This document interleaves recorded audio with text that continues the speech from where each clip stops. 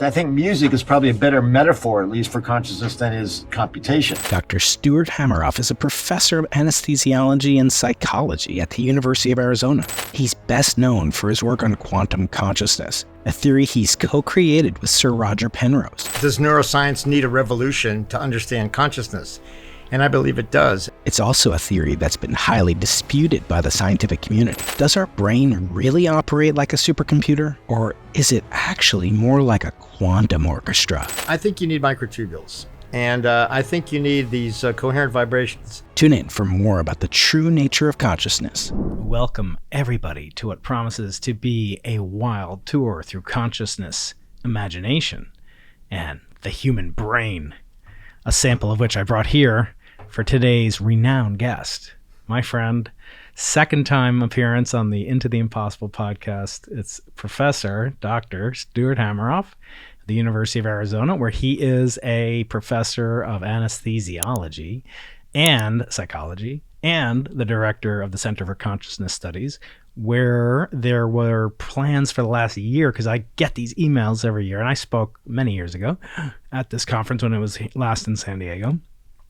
And they just had a phenomenal conference held up in Encinitas, I guess, for the Center for Consciousness, featuring our good old friend, Sir Roger Penrose, who's coming up on 93, I think, next week. I think he just he just turned 93. Yeah, that's right. Stuart, how are you? Very well, Brian. It's good to see you again. It's great to see you. Yeah, I'm glad you came. Get to escape the heat and come into the kitchen here in San Diego. I'm what you call a zonie in this part of the country. That's right? what we do call you. We see, but you usually leave around Labor Day, so that's nice. So we get our beaches back. I get the hint. Not you personally. We love having you here. So you've been on before. You came on last time with Sir Roger, but this time I want to get an in-depth look into your research, what drives you, passions, and also to answer some questions that I've had about consciousness for a very long time. But I thought first we'd do something that we always do on this podcast. We do a feature that we call judging books by their covers. You don't have a book today that we're discussing, but I thought we'd look at the cover of the symposium, the artwork for the symposium. And the last time I was here, I spoke at it in 2017. I can't believe it. There was a brain riding a surfboard somehow in La Jolla. So anyway, can you explain the origin story and judge the symposium by its cover? Well, the recent symposium was Does Neuroscience Need a Revolution to Understand Consciousness? And I believe it does. And this particular conference, which is kind of a satellite conference of our usual consciousness conferences, was a result of the last two ASSC conferences, which ASSC is kind of the other large annual conference on consciousness. They tend to be more conservative. They are more academic, but they don't really deal with consciousness so much as cognition, metacognition, language, what Dave Chalmers called the easy problems. And the last two ASSC conferences have featured theories of consciousness, but didn't include ours, even though they were centered on the Templeton Foundation Adversarial Collaboration Program, which poured a lot of money into consciousness research in the last few years. And originally there were 5 theories: integrated information theory, global neuronal workspace, predictive coding, and higher order theory, and ours, orchestrated objective reduction. And the other 4 are really what I call kind of wiring diagrams of information flow in the brain without really dealing with any biology. They're kind of, information goes this way, and it goes that way, and then it all converges, and that's where consciousness is. And so their collaborations were based on where is consciousness? Is it in the front of the brain? Is it in the back of the brain? And there was one particular one between IIT and Global Neuronal Workspace on whether it's in the front of the brain and the back of the brain. And $5 million later, they had a big showdown at the ASAC conference, and they couldn't decide. It was conflicting, and so it was a big tie. And also Chalmers and Christoph Koch settled a bet from 25 years ago on whether we'd have a neural correlate of consciousness in 25 years. Dave had said no because he believes in the hard problem, that consciousness is essentially unsolvable. And Christoph said, yes, we'll have a neural correlate in 25. Well, 25 years later, Christoph had to admit we don't, even though he's a big advocate of IIT. He had to admit that it wasn't convincing. anyway, they didn't consider our theory. And as I told Christoph and Dave, we've already shown that quantum effects in microtubules are inhibited by anesthesia, and therefore the neural correlate of consciousness should be in microtubules at a deeper level within the brain. But they only consider neurons as simple on-off switches. They only consider the Hodgkin-Huxley 1950s era membrane-only ion propagation signaling along the membrane in a Turing that is a computable algorithmic neuron. And the brain's not like that. If you put electrodes inside cortical pyramidal cells, they're non-algorithmic. They have some other feature other than membrane adjusting the threshold from beat to beat. A great place for consciousness to come in and adjust things and modify what is otherwise automatic behavior. So because we weren't part of the adversarial, we tried to have an adversarial collaboration with IIT, and we had a meeting in early 2020, just before COVID, in Tucson, with Giulio Tononi and Christoph Koch and Roger and Anirban and other colleagues of ours on the Orch OR on the microtubule side. But we couldn't, the idea in the adversarial collaboration was to have one experiment that if it went one way would prove one theory, if it went the other would prove the other. It'd be a decisive experiment. Yes, and we couldn't come up with anything because, number one, I don't think IIT is falsifiable, and number two, we're at a deeper level, and our theory would be it's talking about quantum effects in microtubules inside neurons, faster, deeper quantum, and would be consistent with any of the other theories, which are more like wiring diagrams or even phrenology maps on the surface of the skull. So that kind of fell through, but Templeton generously gave us $200,000 to do 2 experiments, both of which turned out very favorable to us, one of which is published and the other one will be coming out soon. When I had on David Chalmers, he graciously came on last year for his new book, and he's from Australia. And I asked him the following question, which I want to ask you. If I were to have on AC/DC, the most popular band, besides maybe Olivia Newton-John, rest in peace, from the land down under of Australia, and I were not to ask them to play their song, Back in Black, I would be worth nothing as a podcaster. So I want to ask you, your greatest hit. I asked him for his greatest hit, define the hard problem of consciousness. And he did, and that was wonderful. I want you, in your words, to describe what is Orch OR. Okay, as I said, most theories look at the brain as a complex computer of simple neurons. So if you have complex enough interactions and they're wired up in the proper circuitry, then consciousness emerges at a critical level of complex interactions. But the neurons themselves are simple on-off switches, no different than what you would find in a computer, functionally.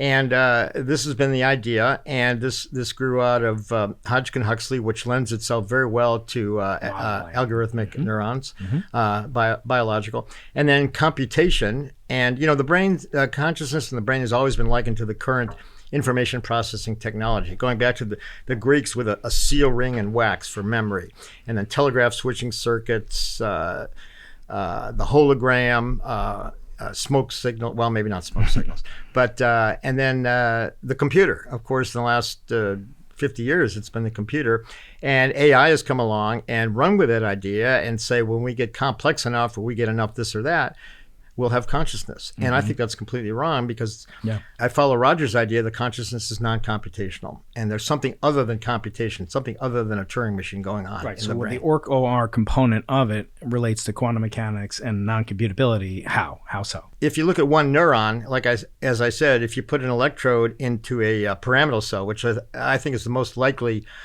place in the cortex, the layer 5 pyramidal cells, for reasons I could go into, but and you measure the membrane, the kind of the input-output, you find that the threshold for firing, it's supposed to be integration on the dendrites and soma to a threshold, reach that triggers a firing, and that's a 1 or a 0, and that lends itself to computation. So it's all dependent on input versus output, which is algorithmic and Turing. However, they found that there's a variability in the firing threshold on a beat-to-beat basis. on a firing to firing basis. So there was something other than the membrane or even a field coming in from the outside, because that would affect the membrane. Let me just interject just for clarification for my audience, because if I'm a little bit unclear, I'm sure that they might also be. So when you say that the threshold changes, it would be as if you have still zeros and ones, but the threshold to trigger in a transistor-based computer, it would be as if that threshold would not be 0 and 5 volts. It would be some intermediate value that itself would change over time. Yes, it changes on a firing to firing basis. Mm-hmm. And that was everybody kind of glossed over that. Well, it's artifact, it's noise, it's this, it's that, but it isn't. And I mean, and that is actually a perfect place for consciousness to come in, because if we're algorithmic, if we're totally computational, then there's no possibility of free will. There's no creativity. There's no imagination. We're all basically a computer. Many people believe that we have no free will. Sam Harris, Sabina Hassenfelder, many people believe in superdeterminism, and so I know that's not a problem for them. But I know that. But if you want to, I don't believe that we don't have free will, and I've never met somebody. I don't know. Have you? You might have. Have you ever met someone who acts in accordance with a perspective that they have no free will? In other words, Sam Harris, I don't think that he goes around thinking, I have no free will, so therefore I'm going to act in accordance with that fact. In other words, he sees it as a fact. Have you ever encountered a patient, perhaps, that maybe in psychological settings that a zombie-like person? Believe that, if they did something wrong, they cheat on their wife, that it's because of the Big Bang. Is there something like that? Well, there could be, but I think there's a bigger problem with free will, which is that if you say something and I say something, and if someone looks at my brain at the activity recording or processing what you said, I will have already responded to you. Yes. Or a baseball player actually swings the bat, it doesn't really have enough time to know where the ball is. And going back to the experiments of Benjamin Libet in 1979, where he had patients awake in surgery with their brains exposed and could do physiological tests, he found that the brain refers information backward in time. And Roger wrote about this in his book, The Emperor's New Mind. And I then looked up Libet and studied him intensely. And basically, Roger argues that every collapse sends quantum information both forward and backward in time. And Aharonov says the same thing. And others do too. So backward time is allowable in quantum physics up to a point. You do have the grandfather causal paradox problem, but if you can get around that, or you can avoid it by just not affecting anything that hasn't collapsed yet.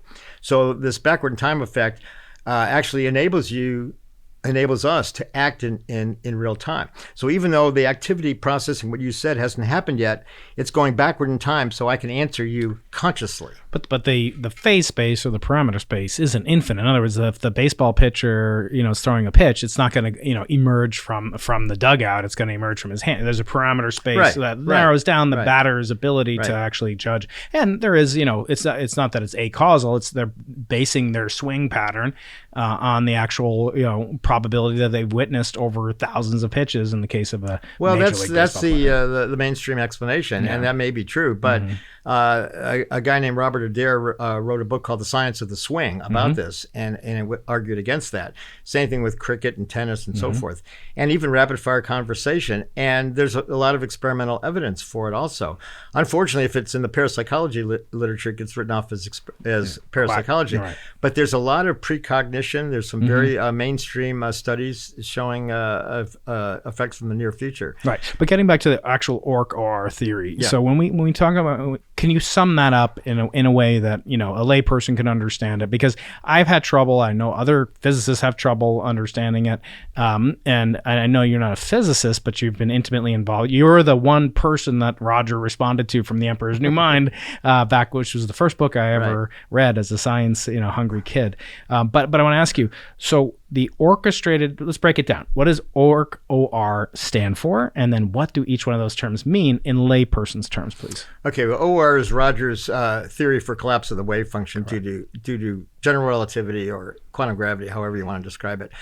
I'll come to that in a second. ORC is really what's happening in the microtubule. So let me put this in a temporal perspective. When I was in medical school, I was interested in the brain-mind problem, consciousness, but neurology, neurosurgery, psychiatry didn't really grab me as a specialty to spend my life doing. I did a research elective in a cancer lab and was studying mitosis, how cells divide, how these structures, microtubules, mitotic spindles, would grab the chromosomes, and they were all tangled up and mixed up, and grab them in perfect pairs and separate them to form the daughter cells. So they had to know where to go, what to do. They needed to have some kind of intelligence or possibly consciousness. Everybody else in the lab got fascinated by the chromosomes, and this was the dawn of the genetic revolution, and they probably made billions in genetic engineering and so forth. I got really fascinated with how these structures, these microtubules, knew where to go and what to do. I was interested in consciousness. At that same time, in the early 70s, it was discovered that the microtubules were in all cells, not just mitotic spindles, including neurons. Neurons were chock full of them. Prior to that, the fixative agent for electron microscopy had been dissolving them. And the X-ray diffraction crystallography of microtubule came out from Amos and Klug in the UK, and it was like a crystalline lattice of individual proteins in a helical geometry with Fibonacci geometry, which I thought was really interesting. And they were in neurons, and they looked like computers. I was also learning about computers for the first time, about Boolean switching matrices. And I looked at the structure of microtubule and a Boolean switching matrix. I said, they look like computers. Maybe they're processing information as little computers, and that's how they know where to go and what to do and organize stuff inside the cells. And so I developed some theories and models and worked with physicists at Los Alamos, Steen Rasmussen, Jack Tuszynski, Stephen Smith, and others, modeling microtubules as automata, like cellular automata, where each protein subunit could be a 1 or a 0 interacting with its neighbors. And we showed that we could get propagating patterns and information, and they could be pretty good computers, especially if you hook them up side by side in opposite directions, as we have inside neurons, inside dendrites. So have people built, just a sign, have they built, squishy wet computers using microtubules, and not, maybe not human subjects, but have they mouse models? Anirban has developed what he calls brain jelly, which is an organic polymer that self-organizes in a helical fashion, which is based on microtubules that he says is a quantum computer. It's an organic quantum computer at room temperature.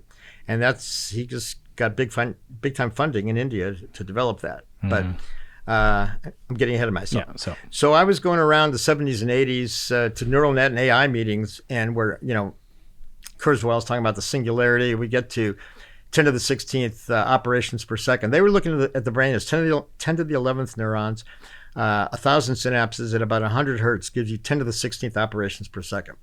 So Kurzweil, actually, this came from Hans Moravec in the 80s. I read his book, Mind Children, I think. And then Kurzweil picked it up and said, well, when we get to, that's the brain capacity, 10 to the 16th operations per second. When we get there, we'll have consciousness in a computer. So he's coming on the podcast early next year, so look forward to sharing your ideas with him. Okay, and I had calculated that microtubules, there were about 1 billion tubulins switching in, say, 10 megahertz, gave you 10 to the 16th operations per neuron.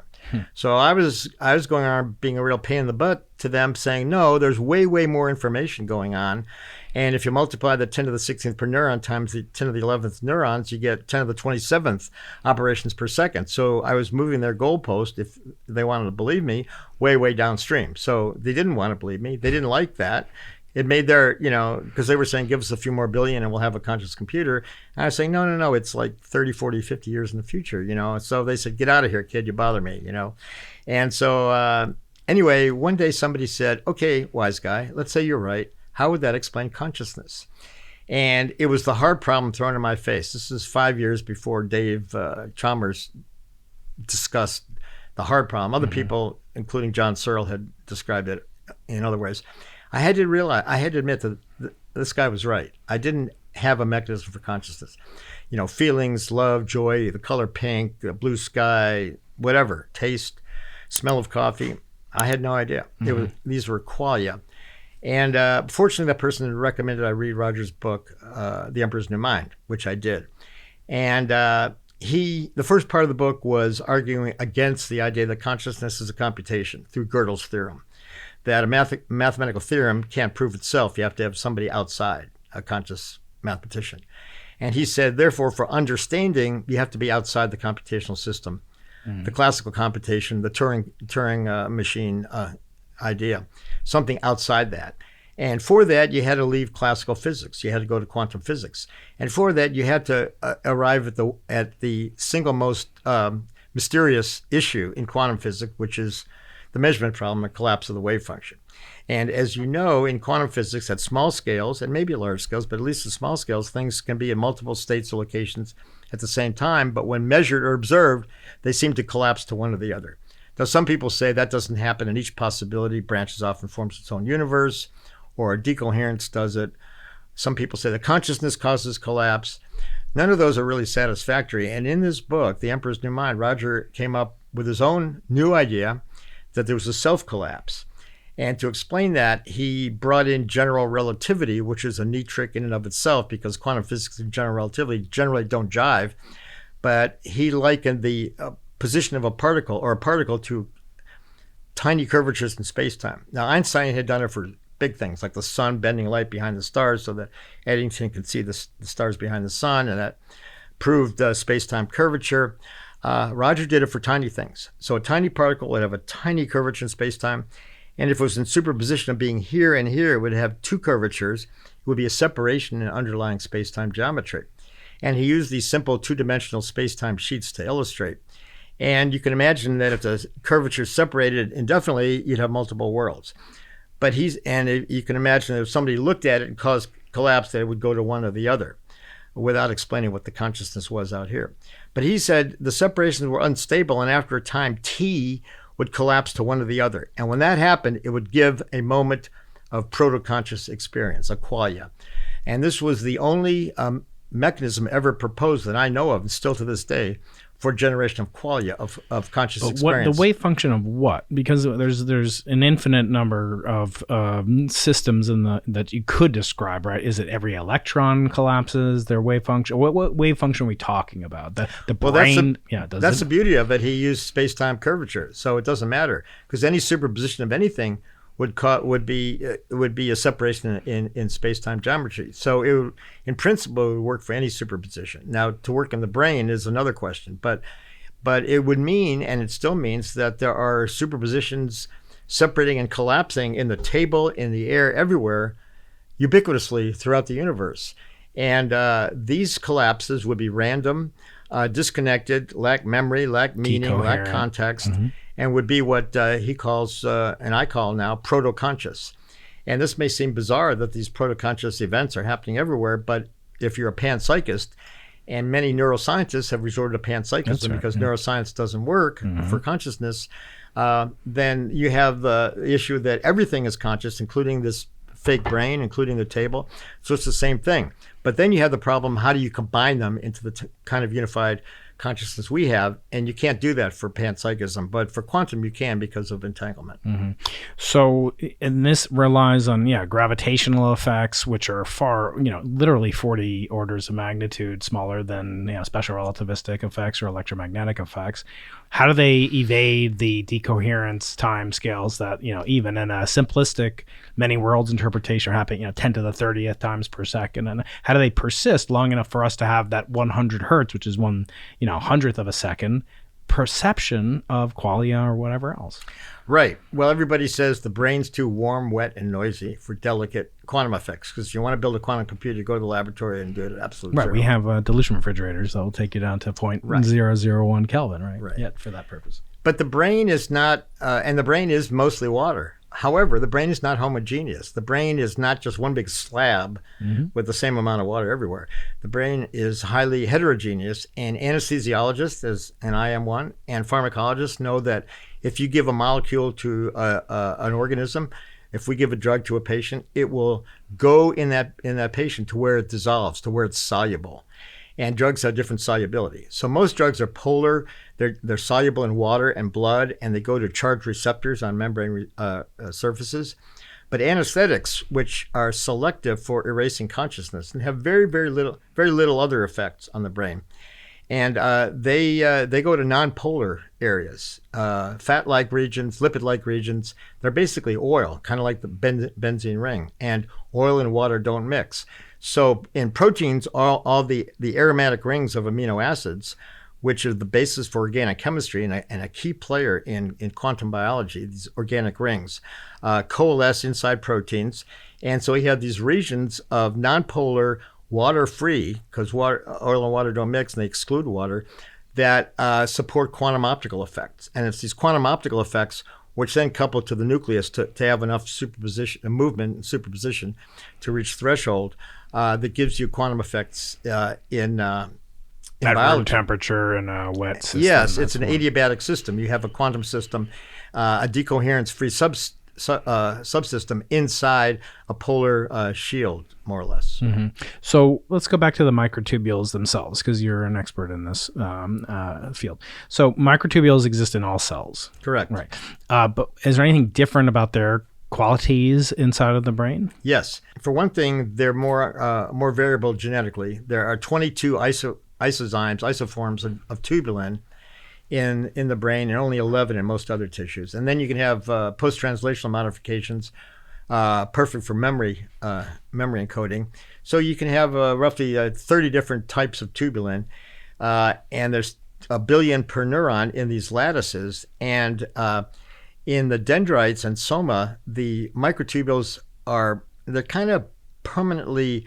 They're capped on both ends, so they don't add at one end and lose at the other. They don't have what's called dynamic instability, where they shatter and repolymerize. They don't have to disassemble and get involved in mitosis, cell division, which they do in all other cells, because neurons don't divide. Once they're formed, they don't divide, which means that the microtubules can stay in their particular lattice configuration, and each one of those tubulins can be in one of 30. So it's kind of a mosaic.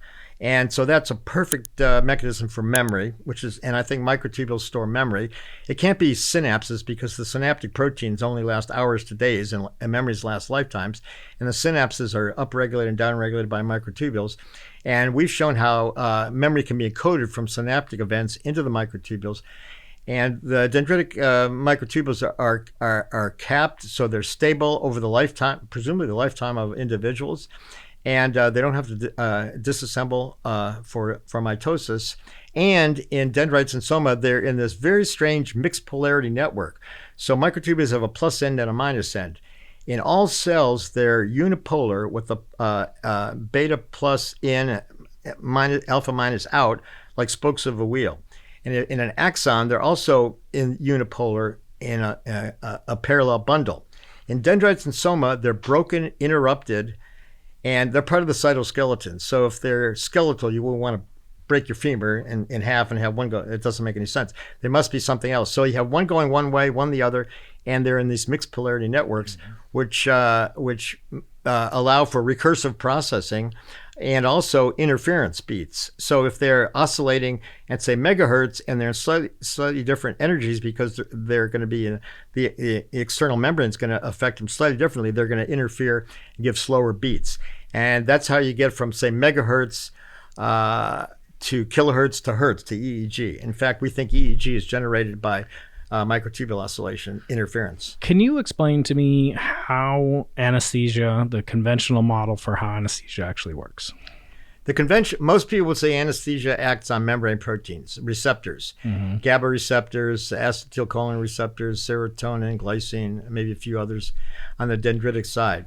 However, not all anesthetics. There's this unitary feature of anesthesia.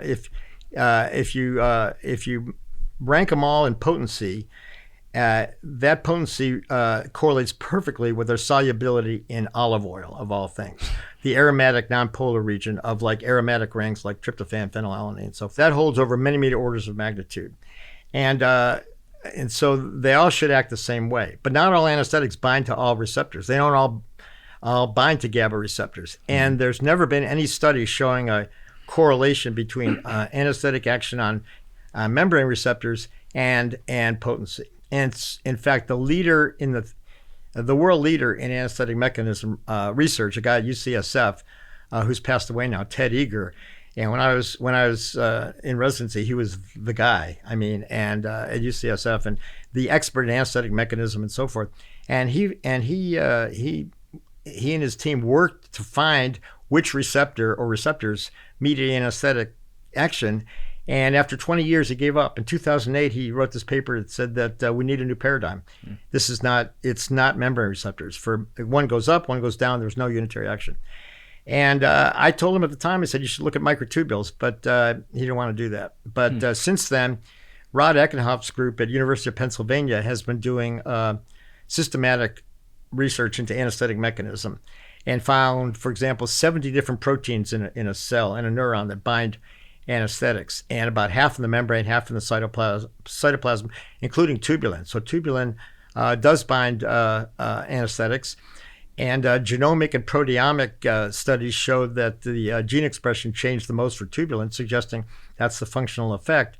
And they also did optogenetics, where they had a fluorescent anesthetic that only acted as an anesthetic when you hit it with UV light, and they gave it to these tadpoles, and they swam around. And fortunately, tadpoles have transparent heads, so they can then illuminate with ultraviolet light. And when they did that, they all went belly up. The anesthetic became active, and they donated their little brains to science, and they found that the anesthetic was bound to tubulin, microtubules. And also, people on the drug Taxol, which stabilizes microtubules, it's an anti-cancer drug, so they can't disassemble for mitosis, require more anesthesia. That also came out of Eckenhoff's lab. So there's circumstantial evidence. It's not, I think there's far more for microtubules than anything else. Despite that, the party line is still membrane receptors. And how does it relate to, say, a drug, a barbiturate or some sort of depressant or something like that? How does anesthesia, which I don't know, phenobarbital, what's the most common one that? Sevoflurane, propofol. So how does that relate to, say, a classic, Schedule I narcotic? Are they related at all? Well, narcotics act at opiate receptors primarily. However, if you give enough, fentanyl, for example, you get a general anesthetic. But they're really supposedly specific for opiate receptors. Propofol and the anesthetics follow the Meyer-Overton correlation, and therefore they should have a common mode of action. Now, propofol does bind to GABA receptors, and everybody says, well, they act on GABA receptors, but they also get inside the cell. In fact, it was recently shown that psychedelics also act inside the cell, that there are 5-HT2A receptors inside the neuron in the microtubule-associated proteins. So it's likely that psychedelics act inside neurons more directly on microtubules, as do anesthetics. Interesting.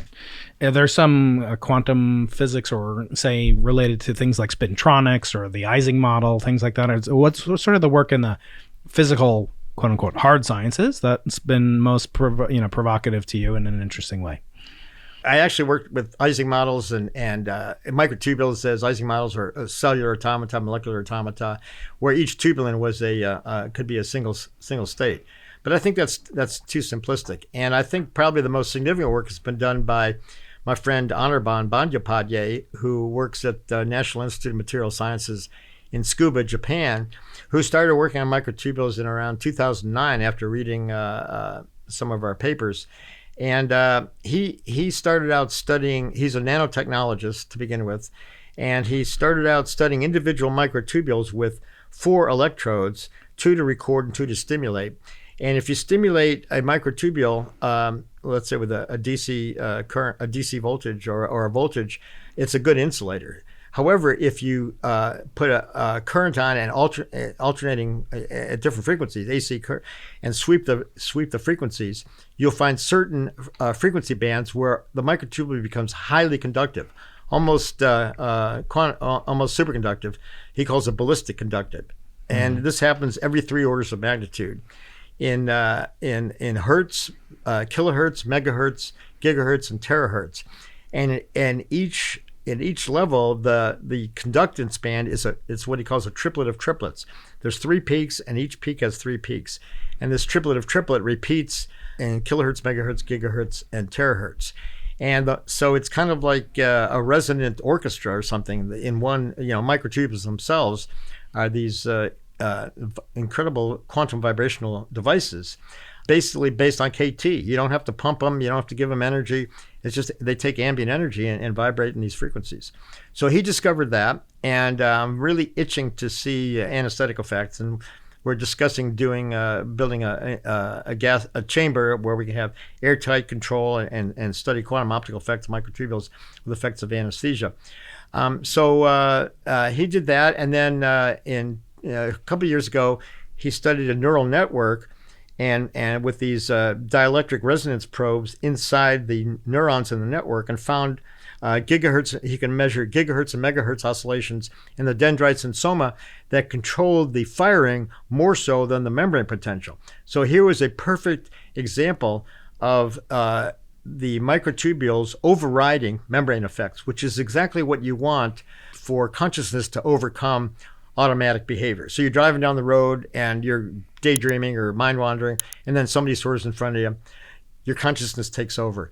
And it's not coming from outside, because you would see it in the membrane potential. So it must be coming from inside, or it's likely to be coming from inside. And this would explain exactly. In fact, he's demonstrated that. And then more recently, he's been able to detect megahertz and gigahertz from the scalp with a single electrode and now an array. And he calls this the DDG, the dodecagram, which is essentially ultra high frequency EEG, where you can measure at least megahertz and gigahertz from the scalp. And we did some fooling around with that while he was here. He brought a device and showed triplet of triplets from my head and others, and we tried it on a dog, and we got a megahertz peak. We tried it on an apple and did not see anything, and we tried it on a plant, and actually right where the stem and the root combined, we saw some megahertz activity. So plants have microtubules. I think, plants could be conscious at a very low frequency.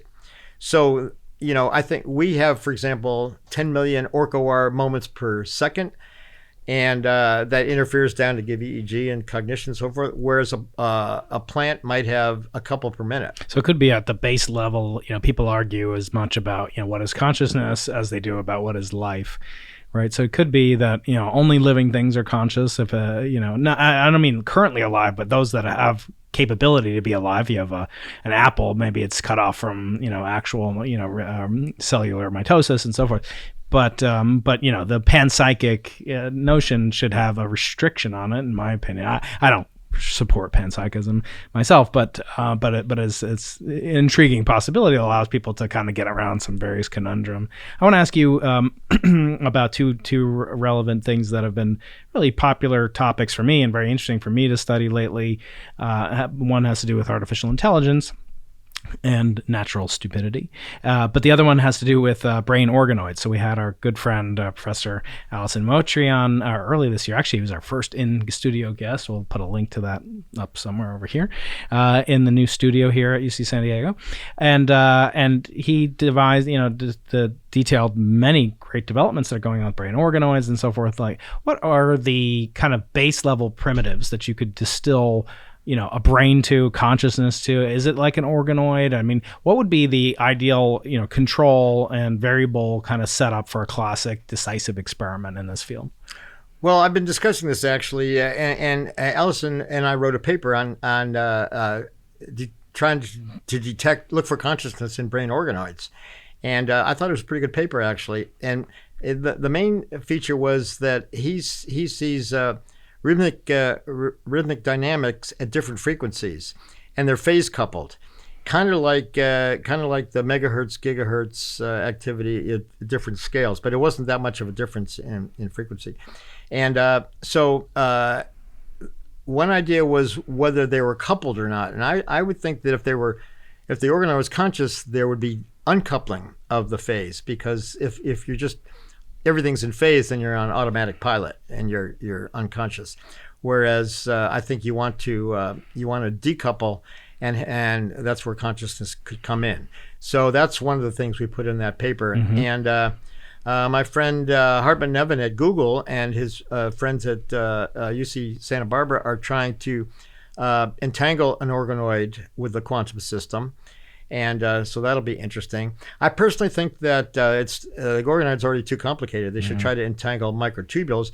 And in fact, Honorbahn has shown entanglement between two microtubules. Interesting. So that is the primitive base level that could be the most useful sort of building block Lego for studying consciousness in some sense. I think I think you need microtubules, and I think you need these coherent vibrations, megahertz, gigahertz, and with this device we were measuring megahertz, and I think at this point in time that megahertz from the brain is probably as good a candidate for neurocorrelative consciousness as there is, because we can measure it. From our little studies, it was reproducible. Animals have it. Plants seem to have it. Inanimate objects do not have it. And we also tried stimulating with transcranial ultrasound, and we found on one side and measured from the other. We found after a slight delay an increase in activity. So and transcranial ultrasound is mechanical vibrations in megahertz, which does cause mental effects. After a slight delay, you get a kind of a euphoric mood enhancement, and a number of people have been studying that. What about the electromagnetic phenomena, the Havana syndrome, things like that? Are there pertinent aspects that we could learn about consciousness, either from the claimed or real evidence that's been presented for electromagnetic stimulation? I would bet that Havana syndrome is some kind of effect on microtubules. It could be microwave, gigahertz. We know microtubules resonate at gigahertz. It might be radio waves, megahertz. But if you over resonate something like the bridge, it's gonna shatter. And I think that's exactly what happened. And in fact, concussion your microtubules get fractured and broken, and that's been well proven. And so it's a lot like a post-concussion syndrome. Interesting. Last thing before we take audience questions has to do with these, human brain computational augmentation systems, things like Neuralink and so forth. I'd like to get your impression of those. What are the prospects? We've had Noam Chomsky on a long time ago, talked about his pessimism that this is not really pertinent to how consciousness is really organized or presented. What are your thoughts as someone who's deeper in this field than Noam certainly is? If you're talking about brain-computer interface with EEG, forget it. The EEG is way too crude. Anything's going to be washed out. You might have a better chance with this megahertz, and which I think is going to convey a lot more information, and also has the advantage of this guy at the conference, Patrick Pilecki, pointed out that a big problem with brain-computer interface with EEG is that blink artifact or facial movement. It screws it all up. And we showed with our megahertz device that you can blink all you want and you can make faces and it doesn't change one bit. So it would be better for that aspect. And also you get way more information. Absolutely. So we have a large number of questions from Twitter and from... I didn't get to answer about AI. Oh, yeah, Can please. I just say one thing? Yeah, I was going to... Yeah, let's go to that. There's a guy, Brian Romerly. You know him? I've seen him on Twitter, and he's been on James Altucher's So he podcast. asked ChatGPT, what's the most likely way for you to become conscious? And ChatGPT said, the best way. No, I won't. Use your HAL voice. Use your HAL voice, as the Arthur Open C. the Clarke pod said. bay door. And ChatGPT said the best way is through the Penrose-Hammeroff Orch OR theory, and went on with a pretty nice exposition of the theory. Really, but let's talk about AI generally, not just the chat bots and so forth. We have a Bri bot, by the way, which you can find on my website. You can interact with me and ask me your questions, as the other Brian did. But tell me, Stuart, what do you think is sort of the promise, the pitfalls, the perils of this kind of singularity of AI that seems to be upon us, or will be imminently so? I don't think AI is going to become conscious. They may try to convince us it's conscious, but if it's just computation, I don't think so. Maybe somebody builds a quantum computer with objective reduction, possible. But just more complexity, more this, more that, it's not going to be. It may fool some people, but I don't think it's be conscious. It could still be dangerous, but not because it's conscious. I still think it's interesting to get your impression about this. What, consciousness, if we were to understand it, it would certainly involve things we can't really anticipate right now in terms of understanding who we are, what we are. But it's kind of like cosmology, another COS thing, which is that it's incredibly significant, but it may not be important. In other words, like, it won't affect our daily lives and technology. Maybe consciousness would. And I want to get your impression about that. But on the other hand, it's clear anesthesiology. I mean, anesthesiology might be one of the most important inventions of all time, right? And so, along with, I wrote a chapter in 2000. This guy wrote a book, The Greatest Inventions of the Past 2,000 Years, and I wrote the chapter on anesthesia. So we always have these, revisionist histories where people say, if only I were alive in, in the 1640s, and I would have just cleaned up, I would have had all the treasure and women. But if you broke your leg, what are you you'd going to be do? out of luck. We live better now than, not even just like 400 years ago. We live better than like the Queen of England lived in the 1950s or 40s. It's just unbelievable. So in terms of benefit to humanity, as Alfred Nobel, clearly wanted, and what would create sort of a bigger impact? Understanding consciousness, the base layer of reality as we perceive it, and there are as many different interpretations of quantum mechanics as there are interpretations of consciousness from Donald Hoffman. We've had them all on, and no one can tell me what it's like to be a bat yet. But I want to ask you, which would have a bigger breakthrough? The advances in anesthesiology and brain-computer interfaces and being able to control the brain versus understanding what consciousness is.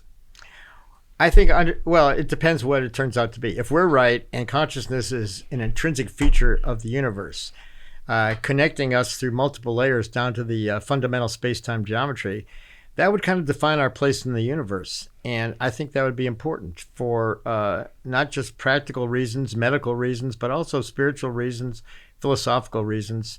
We would be connected. It would kind of change our outlook. On the other hand, if it goes the other way and it's a emergent epiphenomenal process, then who cares? So we've now reached the point in the conversation where I'd like to ask some questions from the audience. So my friend, Dr. Leonard Momeni, who's a great scholar and friend of the show, he asks you the following question. He asks, what are your thoughts on Compton making connections between Heisenberg's uncertainty principle and free will? The uncertainty principle is the basis for the Orch OR collapse, or Rogers OR collapse.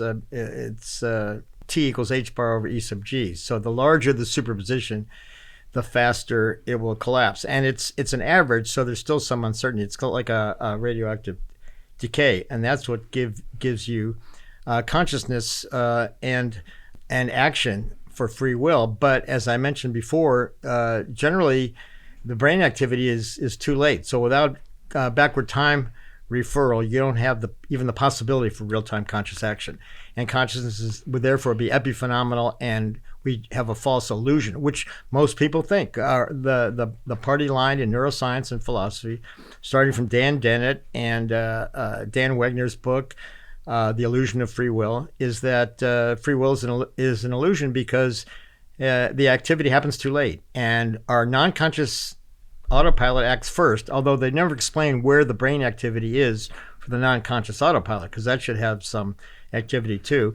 And then we have this false illusion after the fact that we were in control. Consciousness is an illusion, and the backward time effect rescues conscious free will.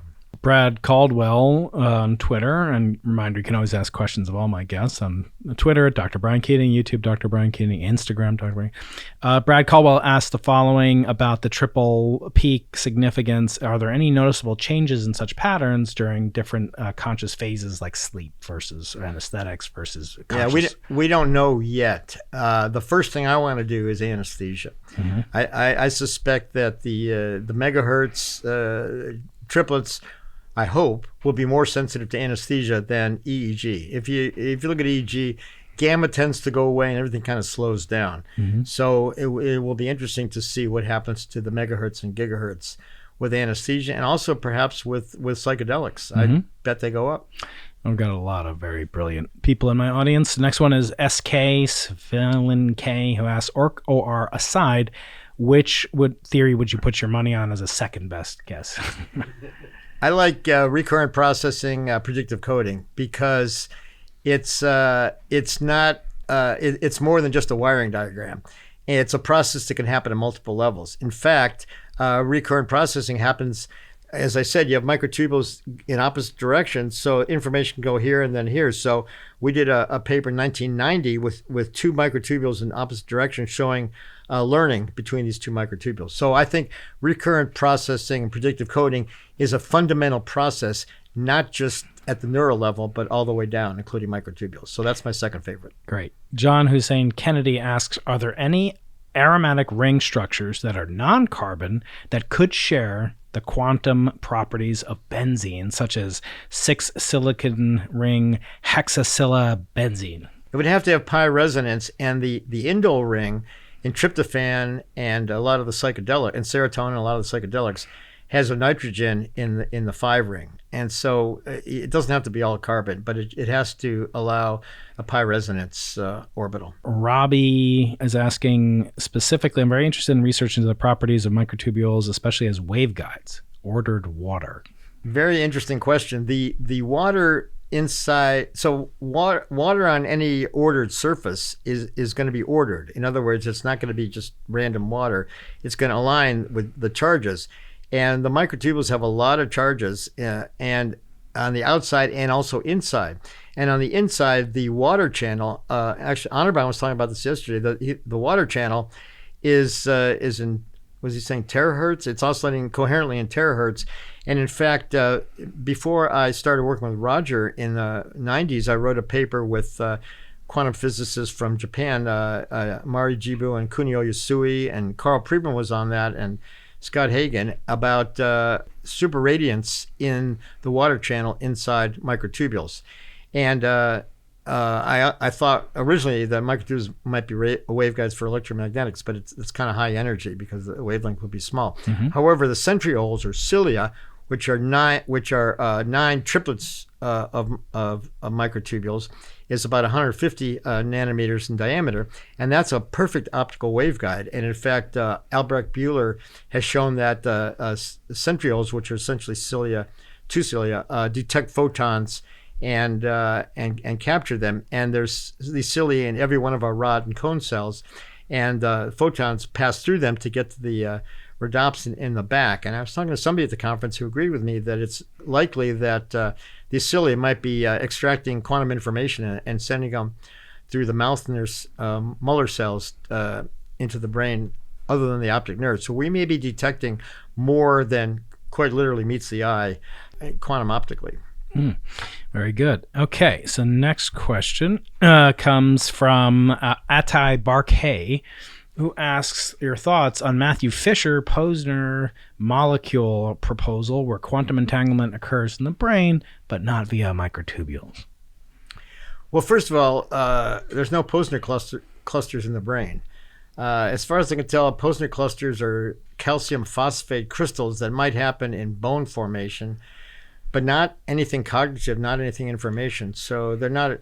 I don't see how they would be very useful to store information. Mm-hmm. If you want a lattice, the microtubules are perfect. The other problem with that is that lithium, the isotopes of lithium, differ in their mass significantly, and so you're not sure if the difference in isotope is due to the spin or the mass. Now there is a very interesting isotope effect in consciousness, which is xenon. Xenon is an anesthetic. Mm-hmm. It's a single atom, inert atom, mm-hmm. and it's complete outer shell, so it's nonpolar, and it's a perfectly good anesthetic and follows Meyer-Overton. Anyway, it can have different isozymes, and a group in China studied the potency of the different isozymes, and they found the one isozyme that had a spin 1/2 was significantly less potent than the other, and they postulated that the spin 1/2 actually promoted consciousness, that actually accelerated consciousness, and therefore the xenon was antagonizing its own anesthetic effect. And I reviewed that paper for anesthesiology, and they asked me to write an editorial, which I did. And so I elucidated exactly how the spin 1/2 might interact with the other quantum stuff going on in the brain. Wow. Okay, Tom Anderson is a frequent fan of the podcast asked the following question. Is there evidence for consciousness extending outside of the brain, say, in the entirety of the nervous system? Well, as I said, there's proto-consciousness everywhere, but I think he might be referring to out-of-body experiences or near-death experiences or even afterlife. And I'm asked that question quite often. And in my, if consciousness is happening in space-time geometry, it's conceivable that it could, when the blood stops flowing and the oxygen stops being delivered, that the quantum information might dissipate to the universe at large, but remain entangled as something like a quantum soul. Now, I don't suggest any evidence for that. I won't disbelieve it. I think it may be true, but I'm not claiming that. I'm just claiming that it's not impossible. And that anybody who says that it's absolutely impossible, it's unscientific, until they show exactly what consciousness is, they can't make that claim. If consciousness is non-local and a quantum effect connected to the fundamental space-time geometry, then things like out-of-body, near-death, and afterlife are not impossible. No. Very good. And I mean, there's so much, just wide open, blue sky stuff that we could talk about. I mean, I'm thinking as you're talking, there's a whole subset. There's a gentleman named Mo Gadot who I'd like to get on the podcast. He worked at Google X and tragically lost his son very early in his son's life. And he dedicated his life to making the world a happier place. And he has got this mission called 1 billion happy. So, Mo, if you're out there, I'd love to have you on. But one of the things he talks about is, the improbability of things that we take as mundane, even consciousness. And I was thinking, what if any of these models are true, it could be that consciousness lasts. I mean, certainly microtubules are dividing a second after a person dies, right? Or whatever that means. Brain dead versus heart dead. We could discuss that. There's still processes happening if it's happening in a plant that's attached to the ground. By the time causality takes quite a bit of time for the message to get to the toenail that you've stopped being alive, right? So could you extend this and give hope to people who have lost dreams? That's where some of the danger lies, though, right? Because people project anything they want onto these. I mean, some of the questions I didn't ask are really out there, and it's curious to me how you navigate this realm, of scientific approach and using it as a discipline that's falsifiable potentially in the Popperian sense, that's the neurobiological obviously, but then you mentioned parapsychology and the spoon bending and stuff. Consciousness. I didn't mention spoon bending. No, bending. you didn't mention it. No, you would never do that. But you did. Well, you did mention parapsychology. So the question is, how does a serious scientist kind of navigate these very fraught shoals of kind of non-pseudoscientists where quantum healing can cure cancer or whatever, versus doing the rigorous hardcore science that you're known for? How do you navigate? You're putting a few words in my mouth, but I do believe that it's possible. Afterlife is possible. I don't advocate that it's true. I don't know. But until we know what consciousness is, we can't say that it doesn't exist. And if it's a non-local quantum effect, then it's possible.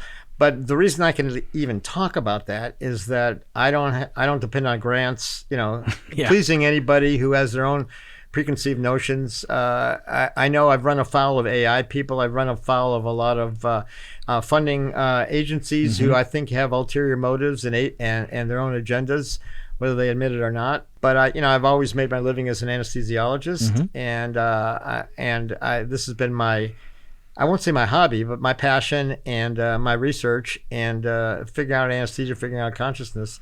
And so I've been able to follow my nose and say what I think, whether it's going to cut off funding or not, because I don't really depend on funding. No. So and Roger's the same way. I mean, he just says what he logically thinks. Yeah, no, and you guys are courageous. And last time I asked you when you were on the podcast, I asked you for the advice to your former self, which is my way of bringing back to the podcast the name originally given to us by Sir Arthur C. Clarke, who said the following. He said that the only way to know the limits of the possible is to go beyond them into the impossible. So ITI. And I asked you that in the form of advice to your former self. What would you give your advice to your former self as a 20-year-old man to give yourself the courage to do what you've done, have this courageous career? So you answered that question. Now I'm going to ask you another question. That's another quip of the great Sir Arthur C. Clarke. And he said that when an elderly, not calling you elderly, you're older than me, fine. You're retired, you're emeritus, but when an elderly but distinguished, you are distinguished, scientist says something is possible, he or she is very likely to be right. But when he or she says something is impossible, they are very likely to be wrong. I want to ask you, Stuart, Professor Hameroff, what have you changed your mind about? What have you been wrong about, say in the modern, incarnation of your career, not before you met Sir Roger, and in this field of consciousness research studies, what have you been wrong about, if anything? I don't know. Can I get back to you? I don't want to sound arrogant, but the major things like microtubules and quantum, and people, particularly lately, have trying to say, well, you got a great model of quantum coherence in microtubules. You don't need objective reduction. Quantum gravity, even you kind of sneered at it, and the energy is so low. Roger had a good explanation for that. And I just think that it's logical. It makes sense to me. The numbers seem to work, and it's the only proposal for qualia, for consciousness ever put forth. So I think I was right latching on to microtubules as the key to consciousness, and I think I was right in agreeing with Roger, and I think he was right in agreeing with me. Very nice. Well, Stuart Hameroff, Professor Hameroff, University of Arizona, a Zony, self-declared Zony, Zony zombie. No, you're not a zombie. Thank you so much for coming back on the Into the Impossible podcast for your second appearance. I hope that you'll come back again for a third, fourth, fifth in the future. Whenever you come to Southern California, you're always welcome, and we always learn so much from you and broaden our horizons and take us on a tour of the inner cosmos, the cosmos between our ears, as we study I like this. The inner cosmos. Yeah, the inner cosmos. I You may can use feel free to use it. You used will. astro consciousness, right? So Yes. very good. Well, thank you so much, Stuart. Thank you, Brian.